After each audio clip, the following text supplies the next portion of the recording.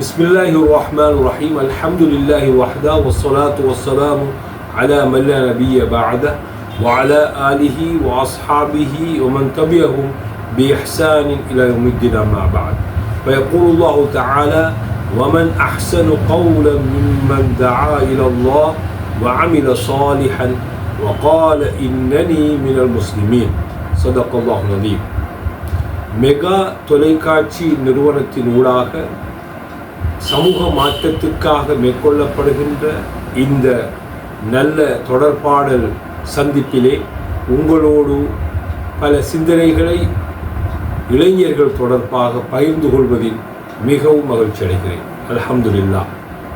அன்புக்குரிய சகோதர சகோதரிகளே, ரமதான் எங்களிலே ஆன்மீகத்தையும் லௌகீகத்தையும் ஒரு சேர வளர்த்து எங்களிலே ஒரு மாற்றத்தை, ஒரு ஆன்மீக வசந்தத்தை ஏற்படுத்தி எங்களுக்குள் ஒரு புத்துணர்ச்சியை ஏற்படுத்தி இருக்கிறது. அந்த புத்துணர்ச்சியின் காரணமாக நாங்கள் இப்பொழுது ரமதானின் இறுதி பத்தை நோக்கி நகர்ந்து கொண்டிருக்கிறோம். அந்த இறுதி பத்திலே நாங்கள் முழுக்கவே இறைவனோடு சங்கமமாகி எங்களுடைய அனைத்து விவகாரங்களையும் அல்லாஹ்வோடு தொடர்படுத்தி இறுதி பத்தை நாங்கள் நபி அவர்கள் காட்டிய அந்த வழிமுறையின் அடிப்படையிலே எங்களிலே ஒரு பெரிய ஈமானுடைய தர்பியத்தை எதிர்பார்த்தவர்களாக உட்கார்ந்திருக்கிறோம்.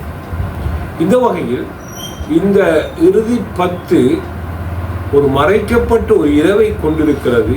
அது 1000 மாதங்களை விட சிறந்தது என்று ரசூலுல்லாஹி ஸல்லல்லாஹு அலைஹி வஸல்லம் அவர்கள் சொல்லி அந்த இறுதி பத்தை நீங்கள் ஒற்றைப்பட நாட்களில் தேடிக்கொள்ளுங்கள் என்ற ஒரு வழிகாட்டலையும் தந்திருக்கிறார். எனவே இந்த இறுதி பத்தை இளைஞர்கள், யுவதிகள், மாணவர்கள் மிக நிதானமாகவும் பண்புடனும் ஒழுக்கத்துடனும் பயன்படுத்த வேண்டிய ஒரு முக்கியமான ஒரு நினைவூட்டலை ஜமியத்துல் உலமாவின் தலைவர் என்ற வகையில் நான் முன்வைக்க விரும்புகிறேன். அன்புக்குரிய சகோதர சகோதரிகளே, எமது இளைஞர்கள், மாணவர்கள் எமது வளங்கள். அவர்கள் மனித வளத்தின் மிக முதுகெலும்பானவர்கள். ஹியூமன் ரிசோர்ஸ் மேனேஜ்மெண்ட் என்ற ஒரு கற்கை நெறி இருக்கிறது. அந்த ஹியூமன் ரிசோர்ஸிலே இளைஞர்கள் பற்றித்தான் அரச நிர்வாகங்களும் அரச சார்பற்ற நிறுவனங்களும் பேசுகின்றன. எனவே எமது ஹியூமன் ரிசோர்ஸிலே இளைஞர்கள், மாணவர்கள் மிகவும் முக்கியத்துவம் வாய்ந்தவர்களாக இருப்பதனால்தான் ஜமியத்துல் உலமா இந்த வருட ரமதானிலே இளைஞர்களை நல்வழிப்படுத்துகின்ற, மாணவர்களை இஸ்லாமியமயப்படுத்துகின்ற ஒரு போட்டி நிகழ்ச்சியை அறிவு சமர் என்ற அடிப்படையிலே மிகச் சிறப்பாக செய்து வந்திருப்பதை நீங்கள் அறிவீர்கள். காலிறுதி, அரையிறுதி போட்டிகளை நடாத்தி மாணவர்களுக்கு மத்தியில் இஸ்லாமிய அறிவு எழுச்சியை உருவாக்கி இஸ்லாம் பாட தேடலிலே ஒரு சிறந்த வழிகாட்டலை ஜமியத்துல் உலமாவின் இளைஞர் விவகார குழுவும் கல்வி குழுவும் மேற்கொண்டு வருகிறது. இந்த இளைஞர்கள் யார்? அவர்கள் பற்றி இஸ்லாமிய நோக்கு என்ன என்று பார்க்கும்போது நபி ஸல்லல்லாஹு அலைஹி வஸல்லம் அவர்கள் இந்த இளைஞர்களை பற்றி சொல்லும்போது ஷாபுன் நஷா ஃபீ தாஅத்தில்லாஹ், எந்த நிழலுமில்லாத அந்த மறுமை நாளில் அல்லாஹு தஆலா ஒரு சில நல்லடியார்களுக்கு கௌரவ நிழலை வழங்குவான்.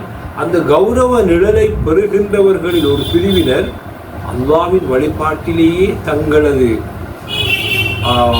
காலத்தை, நேரத்தை கழித்த நல்ல இளைஞர்கள்.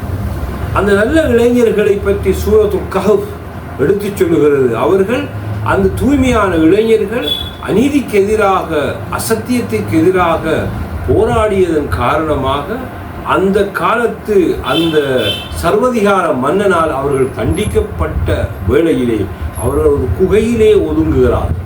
அல்லாஹ் அவர்களை 300 வருடங்களுக்கு மேலாக தூங்க வைத்து 300 வருடங்களுக்கு மேலாக தூங்க வைத்து அற்புதம் காட்டியிருக்கிறார்.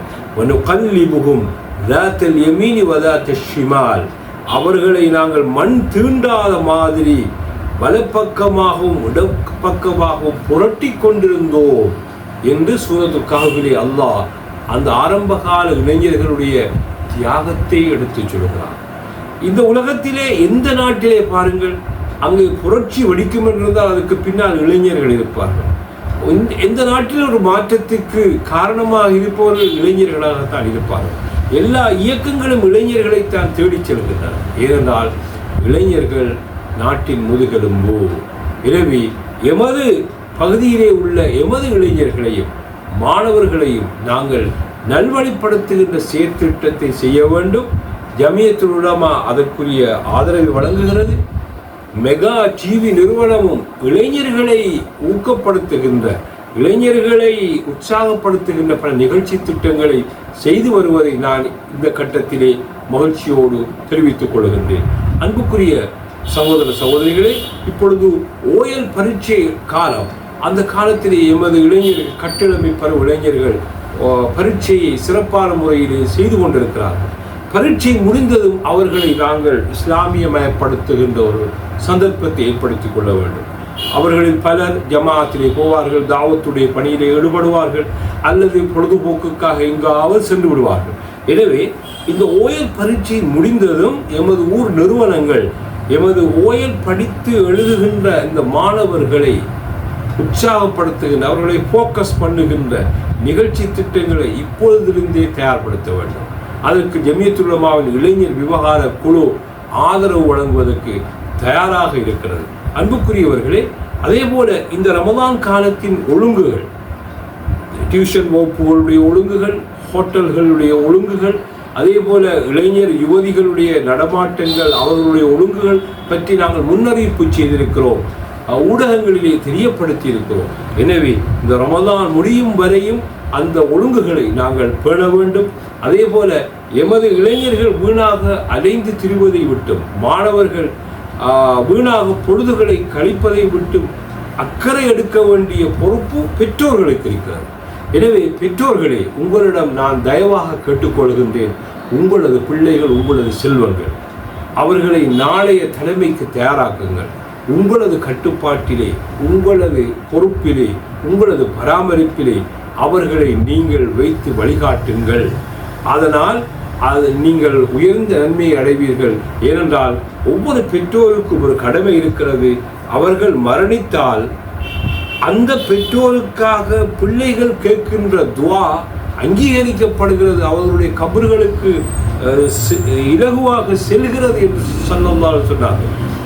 இதா மாத இப்னு ஆதமின் கத அமலுஹு இல்லா மின் ஸலாஸ் என்று சொல்லிவிட்டு 3 விடயங்கள் கபருக்கு வந்து சேரும்.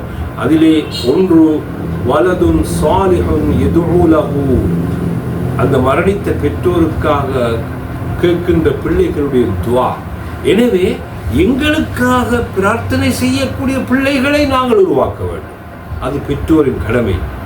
எனவே அந்த பெற்றோர்கள், நாங்கள் மரணித்தாலும் பெற்றோர்களாகி நாங்கள் மரணித்து விடுவோம், பிள்ளைகள் வாழுவார்கள், இளைஞர்கள் வாழுவார்கள், அவர்களுக்கு நீண்ட ஆயுள் கிடைக்கும்.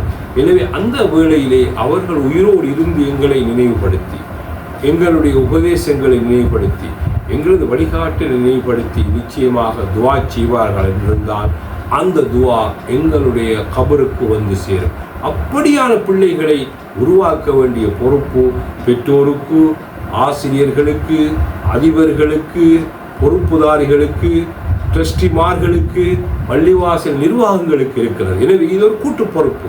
எமது இளைஞர்களை நாங்கள் தவறான வழியிலிருந்து பாதுகாக்க வேண்டிய ஒரு மாபெரும் பொறுப்பு இருக்கிறது. போதைப் பொருள் மாபியாவிலிருந்து எங்களது இளைஞர்களை பாதுகாக்க வேண்டிய பொறுப்பு இருக்கிறது. ஒழுக்க சீர்கேடுகளிலிருந்து பாதுகாக்க வேண்டிய பொறுப்பு இருக்கிறது.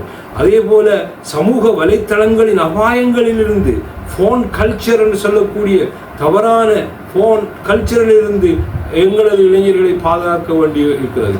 அதே போல A1 தொழில்நுட்பத்தின் ஊடாக பல சிறுவர்கள், சிறுமிகள் துஷ்பிரயோகம் செய்யப்படுவதாக நாங்கள் ஊடகங்களிலே பார்க்கிறோம். எனவே அந்த A1 என்ற தொழில்நுட்ப துஷ்பிரயோகத்திலிருந்து எமது சிறுவர்களை, சிறுமிகளை பாதுகாக்க வேண்டிய பொறுப்பு இருக்கிறது.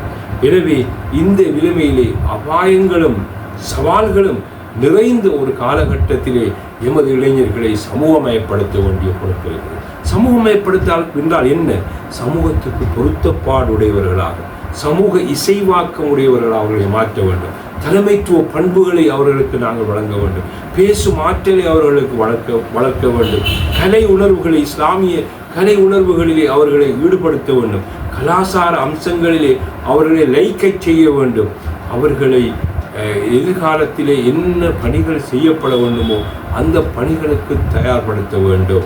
அந்த பொறுப்பு சமூகத்தின் பொறுப்பு. அந்த பொறுப்பை நிறைவேற்றுகின்ற ஒரு ஆன்மீக பக்குவத்தை இந்த மாதம் எங்களுக்கு தந்திருக்கிறது.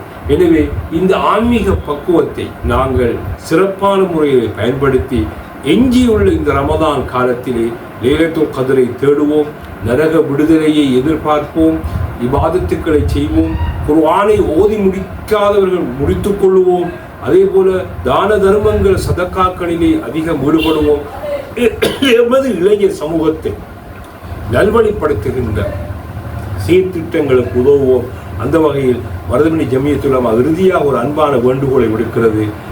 எமது இளைஞர்கள் மாணவர்களை நாங்கள் நல்வழிப்படுத்துகின்ற சீர்திட்டத்துக்கு நீங்கள் உதவிக்கரம் நீட்டுங்கள். தாவனு அலல் பிர்ரி வத் தக்வா வலா தாவனு அலல் இஸ்மி வல் உதுவான். நன்மையான காரியங்களிலும் தக்வாவுடைய விடயத்திலும் பரஸ்பரம் உதவி செய்யுங்கள். அதே போல கற்பவனும் கற்பிப்பவனுக்கும் கற்றலுக்கும் உதவுபவனாக இரு என்று நபி ஸல்லல்லாஹு அலைஹி வஸல்லம் அவர்கள் சொன்ன அந்த ஹதீஸின் படி எமது இளைஞர்களை நல்வழிப்படுத்துகின்ற அனைத்து செயற்திட்டங்களுக்கும் நாங்கள் பரஸ்பரம் உதவி செய்வோம். அதுக்கு வல்ல அல்லாஹ் நம் அனைவருக்கும் கிருபை செய்தருள்வானாக. ஆமீன். இந்த சந்தர்ப்பத்தை வழங்கிய மெகா டிவி நிறுவனத்துக்கும் இந்த மனமார்ந்த நன்றிகளை தெரிவித்து இதனை கொண்டு மற்றவர்கள் பயன்பெற வேண்டும். இது ஒரு பயனுள்ள முயற்சி என்று கூறி விடைபெறுகின்றேன்.